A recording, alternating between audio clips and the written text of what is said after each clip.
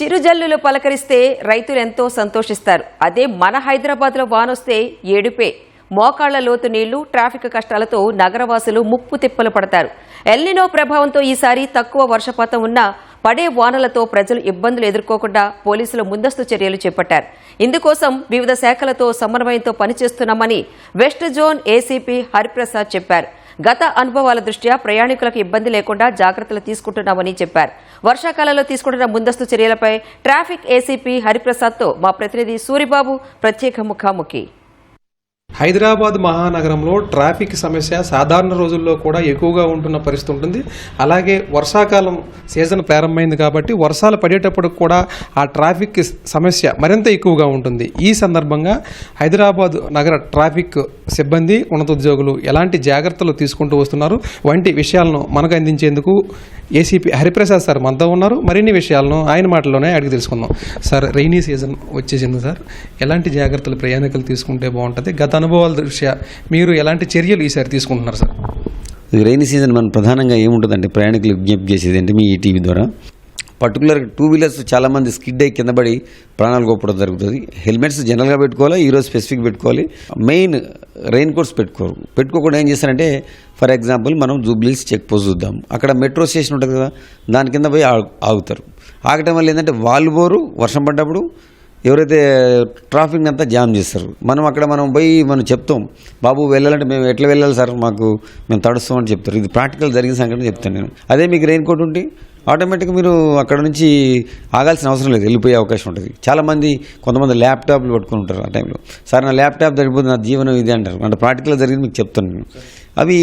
అవన్నీ అధిగమించాలంటే మీరు ముందే ప్లాన్ చేసుకోండి. వర్షం పడ్డ రోజు మీరు రెయిన్ కోట్ కంపల్సరీ ధరించాలి. ఇంకొక సూచన చేసేది అంటే, వర్షం పడ్డప్పుడు దాదాపుగా మీరు ఈ 2 వీలర్స్ యూజ్ చేసుకోకుండా పబ్లిక్ ట్రాన్స్పోర్ట్ తీసేసాం. మెట్రో ఉన్నది మనకి, అదేవిధంగా ఆర్టీసీ బస్సులు ఉన్నాయి. ఎందుకు నేను వాటిని వాడుకోవాలని చెప్తున్నానంటే, మీరు 2 వీలర్ అనుకో, వర్షం పడింది అనుకోండి ఎక్కువ, అక్కడ కింద మనకి ఏం గుంటలు ఉన్నాయి, తర్వాత రోడ్డు ఎలా ఉందని మనకి కళ్ళకు కనిపించదు. వాటర్ దాని మీద ఉందనుకో, మనం పోయినప్పుడు ఇంబ్యాలెన్స్ అయ్యి కింద పడిపోయి చనిపోయిన సంఘటనలు ఉన్నాయి, గాయపడిన సంఘటనలు ఉన్నాయి. ఇవన్నీ అధిగమించాలంటే వర్షం పడ్డదన్నప్పుడు దయచేసి ఈ ప్రాంతంలో ప్రయాణం చేయడం తగ్గించుకోవడం చెప్తాం. తరచూ కూడా వర్షాలు పడేటప్పుడు ట్రాఫిక్ విపరీతంగా జామ్ అవుతుంటారు సార్. వాళ్ళు ట్రాఫిక్లోనే ఇరుక్కున్న పరిస్థితులు మీరు చెప్పినట్లు ఉన్నాయి సార్.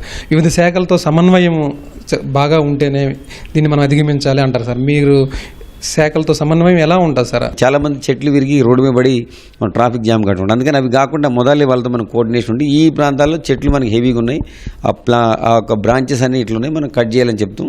మన సూచన మేరకు వాళ్ళు కట్ చేసిన సంఘటనలు ఉన్నాయి. అదేవిధంగా హైదరాబాద్ కూడా ఫర్ ఎగ్జాంపుల్ మనకి ఎస్ఆర్ నగర్లో అండర్ పాస్ ఉంటుంది, ఏది ఫతేనగర్ బ్రిడ్జ్ దగ్గర, అక్కడ మనకి వాటర్ లాగింగ్ అవుతుంది. అందుకని వాళ్ళు ఇప్పుడు ప్రజెంట్ హైదరాబాద్ సీఎం గారి ఆదేశాల వరకు అక్కడ 3 మోటార్స్ పెట్టడం జరిగింది. ఇప్పుడు అంటే వర్షం పడితేనే ఇమీడియట్గా అవి పంప్ బయట, ఒకటి 25 HP మోటార్ 2, తర్వాత 10 HP మోటార్ 1, అంటే 3 మోటార్స్ ఎప్పుడు పెట్టలేదు, ఫస్ట్ టైం పెట్టారు. అదేవిధంగా మనకి కొన్ని ప్రాంతాల్లో ఈ సీఎం గారు వచ్చిన తర్వాత, ఈ ప్రభుత్వం వచ్చిన తర్వాత మేము చూస్తున్నాం, మనం కేసీపీ కానీ వేరియస్ ప్రాంతాల్లో మనకు ట్యాంక్స్ కట్టారు, అంటే స్టోరేజ్ కెపాసిటీస్ ట్యాంక్స్. వర్షం ఇనిషియల్ పడ్డప్పుడు ఆ ట్యాంక్స్లో ఫిల్ అవుతుంది, తర్వాత మనం మోటార్ ద్వారా పైపు కొట్టించే అవకాశం ఉంటుంది. మనకి ఈ సీజన్లో ప్రజెంట్ అయితే మనకి సిచ్యువేషన్ ఇబ్బంది కాలేదంటే అవుతుంది, కానీ బట్ లిటిల్ బిట్ మరీ ఇబ్బంది పడకుండా దాన్ని మేనేజ్ చేస్తాను అన్నమాట. కుండపోత వర్షాలు సడన్గా పడుతుంటాయి సార్.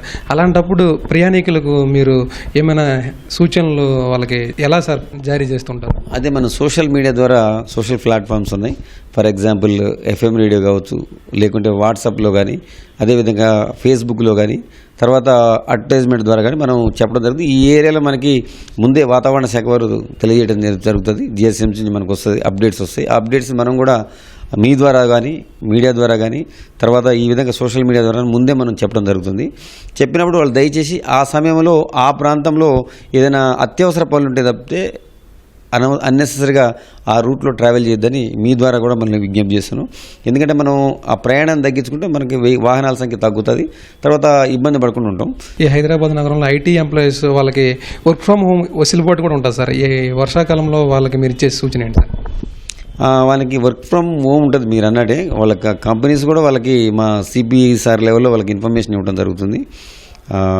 అప్పుడు వాళ్ళు అత్యవసరం అయితేనే కంపెనీకి వెళ్ళేటట్టు, ఆ రోజు స్పెసిఫిక్ ఏదైతే రెయిన్ సీజన్ ఉందో తొందరగా వాళ్ళు పని ముగించుకొని వెళ్ళే అవకాశం ఉంది. లేదా ఇంటి దగ్గర నుంచి చేసుకుంటే ఇంకా బెస్ట్ ఉంటుంది ఆ రోజు. Thank you sir. ఇది ఏసీపీ హరిప్రసాద్ సార్ చెబుతున్నారు. వర్షాకాలంలో ప్రయాణికులందరూ కూడా ట్రాఫిక్ సిబ్బంది ఇచ్చే సూచనలు పాటించాలని, అలాగే ప్రభుత్వంలోని వివిధ శాఖలతో సమన్వయం చేసుకుంటూ ఈసారి గత అనుభవాల దృష్ట్యా అన్ని జాగ్రత్తలు తీసుకుంటూ ప్రజలకు ఎలాంటి ఇబ్బందులు లేకుండా చూస్తున్నామని ఆయన చెబుతున్నారు. వీడియో జర్నలిస్ట్ బాలాజీతో కలిపి సూరిబాబు, ఈటీవీ న్యూస్, హైదరాబాద్.